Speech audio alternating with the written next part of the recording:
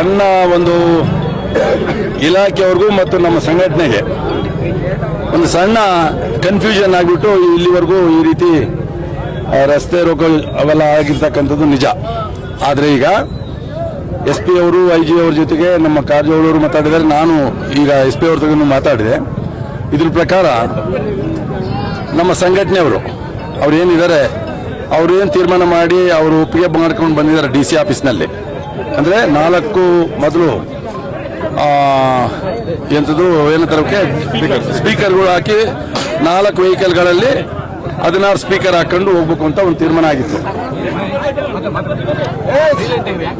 ಈಗ ಅದನ್ನ ಜೊತೆಗೆ ಅವ್ರು ಈ ಲಾರಿ ಏನಿದೆ ಇದಕ್ಕೆ ಒಂದು ಡೀಸೆಲ್ ಹಾಕೋತಾಗೆ ನೀರನ್ನು ಹಾಕಿ ಒಂದು ದೊಡ್ಡ ಸಮಸ್ಯೆ ಆಗಿತ್ತು. ಅದು ಕ್ಲಿಯರ್ ಆಗಿದೆ. ಯಾರು ಮಾಡಿದಾರಂತ ಅವರು ಗೊತ್ತಿಲ್ಲ, ನಮಗೂ ಗೊತ್ತಿಲ್ಲ.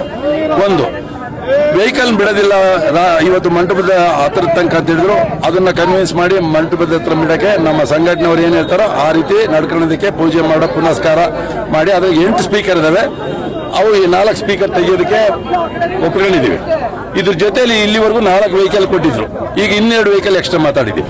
6 ವೆಹಿಕಲ್ನಲ್ಲಿ 4 ಸ್ಪೀಕರ್ ಹಾಕೊಂಡು ಅವು ಇವತ್ತು ನಾಳೆ ಶಾಂತಿಯುತವಾಗಿ